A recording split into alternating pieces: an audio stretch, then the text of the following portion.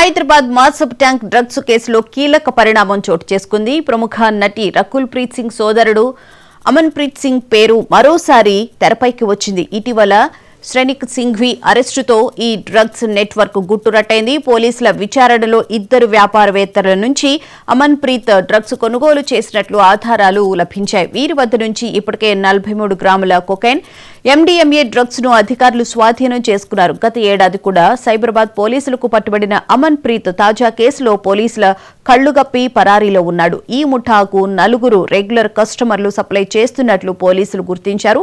ప్రస్తుతం పరారీలో ఉన్న నటి సోదరుడి కోసం పోలీసులు ముమ్మరంగా గాలిస్తున్నారు.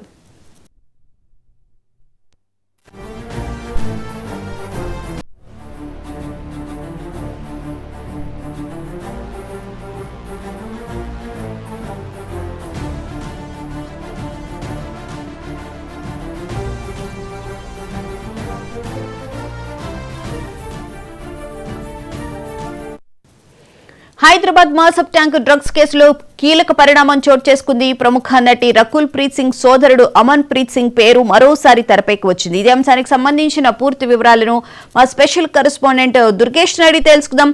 దుర్గేష్, చెప్పండి, ఈ డ్రగ్స్ కేసులో మరోసారి రకుల్ సోదరుడి పేరే ప్రముఖంగా వినిపిస్తుంది. ప్రస్తుతం అయితే పరారీలో ఉన్నాడని చెప్పని అంటున్నారు. డీటెయిల్స్ ఏంటి?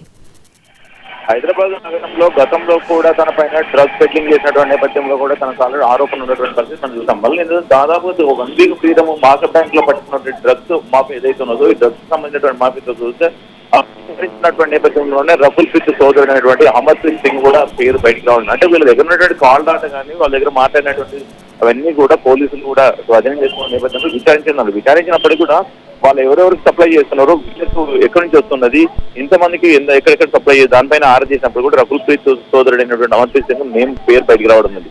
అదే తన కోసం కూడా పోలీసులు కూడా లుకౌట్ నోటీసులు జారీ చేయడం జరిగింది. తనను పట్టుకుని ప్రయత్నం చేస్తున్నట్టు ప్రతి తను ఎక్కడున్నాడు ఇంకా అనేది కూడా పోలీసు దర్యాప్తులో తెలిసే. ఎందుకంటే ఆల్రెడీ ఇప్పుడు గతంలో చూస్తున్నప్పుడు కూడా డ్రగ్ పెడ్లింగ్ సంబంధించిన లింకులు చూస్తే మాత్రం రకుల్ ప్రీత్ సోదరుడు గతంలో కూడా అనేక సందర్భాల్లో డ్రగ్స్ మాఫీతో లింకులు ఉన్నట్టు కూడా బయటపడ్డ పరిస్థితి మనం గతంలో కూడా చూసాం. మళ్ళీ తిరిగి తెరపైకి మరొకసారి రావడం అని చూస్తే మనం మాసబ్ ట్యాంక్ లో పట్టుకున్నటువంటి డ్రగ్స్ ముఠాలో తనకు సంబంధించినటువంటి ఆనవాళ్ళు కూడా ఉన్నట్టు పరిస్థితి. అంత మాట్లాడినటువంటి డ్రగ్స్ అంతా కూడా సరఫరా చేస్తున్నారు. తనకు ఎంతమంది ఎన్ని సందర్భాల్లో వీళ్ళు కలిశారు, ఎన్ని సందర్భాల్లో తెలుగు లింకులు ఉన్నాయి, ఎవరెవరితో వీళ్ళు ఉన్నారు, నైజర్ గ్యాంగ్ తో ముఠాలు ఉన్న కానివ్వండి, గతంలో అరెస్ట్ అయిన వార్త కానివ్వండి, ఇప్పుడు అరెస్ట్ అయిన వార్త కానీ ఇప్పుడు ఇదంతా కూడా చూస్తున్నాం. ఇప్పుడు అంతా కూడా పోలీసులు అంతా కూడా ఇప్పుడు 31 డిసెంబర్ ఈవెంట్ ఏదైతే ఉన్నదో దాన్ని దృష్టిలో పెట్టుకొని ఇక్కడ ఈగల్ టీం కానివ్వండి, అక్కడ నార్కోటిక్ టీం కానివ్వండి, టాస్క్ ఫోర్స్ కానీ ఎస్కోట్ వీళ్ళందరూ కూడా 31 డిసెంబర్ జరిగేటువంటి డ్రగ్స్ లేని వేదికలుగా చేయాలనే ఉద్దేశంతో చేస్తున్నటువంటి నేపథ్యంలోనే ఒక్కొక్కరు కూడా బయటపడుతున్న పరిస్థితి. ఇప్పుడు ఆల్రెడీ రకుల్ ప్రీత్ సోదరుకు సంబంధించిన దానిపైన కూడా ఆరాధిస్తున్నట్టు అయితే మనం చెప్పొచ్చు. ఎందుకంటే రకుల్ ప్రీత్ సోదరుకు గతంలో కూడా విచారించడం జరిగింది, గతంలో కూడా దానికి లుకౌట్ నోటీసులు జారీ చేయడం జరిగింది, గతంలో కూడా జరిగినటువంటి పరిస్థితి. మళ్ళీ తిరిగి ఇప్పుడు మాసబ్ బ్యాంక్ లో దొరికినటువంటి డ్రగ్స్ మాఫీతో లింకులు ఉండడానికి మళ్ళీ ఒక్కసారి కూడా తెరపైకి రావడంతో కూడా పోలీసులు కూడా హైలైట్ అయినటువంటి పరిస్థితి. దానికి సంబంధించినట్టు కూడా గతంలో కూడా అమర్ ప్రీత్ సింగ్ తో ఉన్నటువంటి పరిచయాలన్నీ కూడా సినిమా రంగంలోనే. దీని అసలు సోదరి కనుక సినిమా హీరోయిన్ కాబట్టి తనకు ఉన్నటువంటి పరిచయాలు కానీ, సినిమా డైరెక్టర్ కానీ, ప్రొడ్యూసర్స్ కానీ, హీరోలు కానీ, హీరోయిన్ కానీ వాళ్ళతో ఎక్కువగా సరిగ్గా ఉన్న పరిచయాలు. దాంట్లోని ఎంతమందికి దీన్ని సప్లై చేశాడు, దీన్ని కన్సూమ్ చేశాడా లేకుంటే పెడ్లింగ్ చేశాడా అన్న దానిపైన కూడా గతంలో కూడా చర్చ జరిగిన పరిస్థితి. మరి ఇప్పుడు ఎవరైతే అరెస్ట్ అయ్యారో వీళ్ళని విచారించడంతో కూడా తను పెడ్లింగ్ చేస్తున్నట్టు కూడా అనుమానం ఉన్నటువంటి పరిస్థితి. తను కనుక విచారిస్తే అసలు విషయం బయటపడుతుంది. తనకు సంబంధించిన ఫోన్ డాటాల ఆధారంగా తను ఎవరెవరికి సినిమా పరిశ్రమలు కానివ్వండి, వ్యాపారవేత్తలు కానివ్వండి, తనకున్నటువంటి సర్కిల్ ఎవరైతున్నారో తను సప్లై చేశాడు దానిపైన రాబట్టాలంటే ఖచ్చితంగా తను పోలీసులు అదుపులోకి రావాల్సిన పరిస్థితి ఉంది. తను విచారిస్తే తనకు సంబంధించిన ఫోన్ డాటా ఆధారంగా మరికొంతమంది నోటీసులు జారీ చేసే అవకాశాలు అయితే ఉన్నాయి. ఎందుకంటే ఇప్పుడు ఎవరైతే మాసబ్ బ్యాంక్ అరెస్ట్ అయ్యారో వాళ్ళకి సంబంధించిన దాంతో కూడా ఒక 7-8 మెంబర్స్ కూడా తెరపైకి వచ్చినప్పుడు దాంట్లో ప్రధానంగా రకుల్ ప్రీత్ సోదరుడు పేరు మాత్రం బయటికి రావడంతోనే తన కోసం కూడా పోలీసులు గాలిస్తున్న పరిస్థితి అయితే ఉన్నది. తను ఒకవేళ తను పోలీసులకు అదుపులోకి వస్తే తన పౌరుకు సంబంధించిన డాటా కానీ తనకు సంబంధించినటువంటి ఆరా తీస్తే తను ఎవరెవరు సప్లై చేశాడు, ఎంతమంది ఉన్నారు తిన్న వెనకాల ఇతను అయ్యేంత ముఠాలతో కానివ్వండి, అదేవిధంగా కొచ్చిలో ఉన్నటువంటి ముఠాలు కానివ్వండి, గోవాలో ఉన్నటువంటి ముఠాలు కానివ్వండి, మెట్రో సిటీ సరఫరా చేసినటువంటి డ్రగ్స్ మాఫియా పెడ్లర్స్ ఎవరైతే వాళ్ళకు తినకున్నట్టు సంబంధాలు కానీ, హైదరాబాద్ లో ఉన్న సినిమా స్టార్స్ కానివ్వండి, సినిమా హీరోలకు ఎంతమందికి సప్లై చేస్తారు, ఎవరెవరికి నేను అమ్మాడు అన్న దానిపైన పోలీసులు ఆరా తీస్తాను కూడా చెప్పుకోవచ్చు మనం.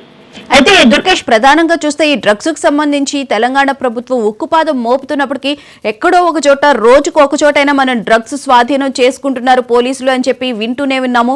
దీంట్లో ఇప్పుడు మళ్ళీ ప్రముఖంగా హీరోయిన్ సోదరుడు కూడా మళ్ళీ దీంట్లో పేరు రావడం. సో తెలంగాణ ప్రభుత్వం ముఖ్యంగా పోలీసులు ఎటువంటి చర్యలు తీసుకునే అవకాశం కనిపిస్తూ ఉంది?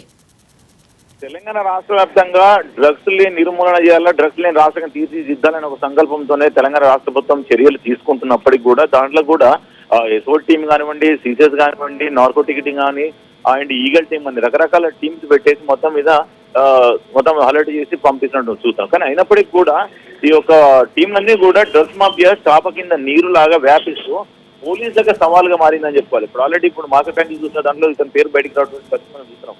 నిన్న చూసినట్టయితే మరి జీమెట్లలో ఉన్న సూరారంలో కూడా మరికొంతమంది డ్రగ్స్ సంబంధించినటువంటి ముఠను కూడా అదుపులోకి తీసుకుంటుంది. వాళ్ళ దగ్గర కూడా మెటీరియల్ కూడా స్వాధీనం చేసుకోండి, MDMA మెటీరియల్ కానివ్వండి, కొకైన్ కానివ్వండి స్వాధీనం చేసుకోవాలి. అంటే ప్రతిరోజు కూడా ఈ తెలంగాణ రాష్ట్రంలో లేనటువంటి తీసుకురావాలనే ఒక ప్రభుత్వం చర్యలు తీసుకుంటే మరొక పక్కన కూడా రోజు రోజుకి ఒక డ్రగ్స్ మాఫియా వివిధ రూపాలలో కూడా మొత్తం సరఫరా చేస్తున్న పరిస్థితి చూస్తుంది. ఎందుకంటే ఇదంతా కూడా డ్రగ్స్ ఎక్కువ మెట్రో సిటీలో అంతా ఇక్కడ ప్రతి ఒక్కరు కూడా ఇక్కడ పబ్స్ కానివ్వండి, రెస్టారెంట్స్ కానివ్వండి, కాలేజీలు కానివ్వండి, ఇవన్నిటిని కూడా టార్గెట్ చేసుకుని డ్రగ్స్ సరఫరా చేస్తున్నటువంటి పరిస్థితి. డ్రగ్స్ కానివ్వండి, గాంజా కానీ ఏదైతే మొత్తం మాదక ద్రవ్యాలన్నీ కూడా లేని రాష్ట్రంగా తీర్చిదిద్దాలనే సంకల్పంతో చేస్తుంటే ఇదంతా కూడా మాఫియాలంతా కూడా రెచ్చిపోయి రోజు రోజుకు దీనిపైన ఎక్కువగా ఫోకస్ పెట్టి సరఫరా చేస్తున్నారని కూడా స్పష్టంగా అర్థమవుతుంది.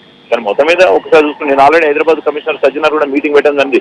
అక్కడ టాస్క్ ఫోర్స్ టీంతో కానీ సీసెస్ వాళ్ళతో నార్కోటిక్ ఈగల్తో మీటింగ్ పెట్టడం జరిగింది. అంటే తెలంగాణ రాష్ట్రంలో తీసుకున్నటువంటి సంకల్పానికి మనం అందరం కూడా కరెక్ట్గా ఉండాలి, పనిచేయాలి. మీరు ప్రతి ఒక్కరు కూడా ఇప్పుడు 31 డిసెంబర్ ఈవెంట్ ఏదైతే వస్తుందో దాంట్లో డ్రగ్స్ లేని రాష్ట్రంగా పండగ చేయాలి. ఏదైతే వేడుకలు చేస్తుందో ప్రతి వ్యక్తి కూడా మీరు గమనించాలని చెప్తున్నారు. ఎవరైతే డ్రగ్స్ పార్టీలు నిర్వహిస్తున్నారో 31 ఈవెంట్లల్లో ఆ పబ్స్ పైన కూడా లైసెన్స్ రద్దు చేస్తాము, వాటిపైన యాక్షన్ తీసుకుంటామని నేను చెప్పడం జరిగింది. ప్రతి చోట కూడా ఈ డ్రగ్స్ పైన నిఘా పెట్టాలని చెప్పి స్పెషల్ నిఘా పెట్టాలని చెప్పి భావిస్తున్నారు.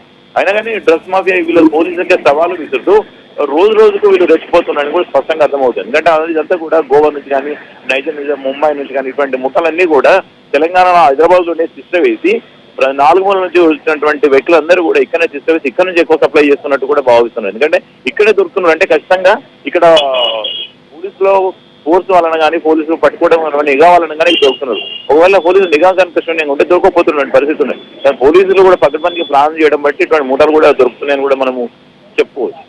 Right, thank you Durgesh.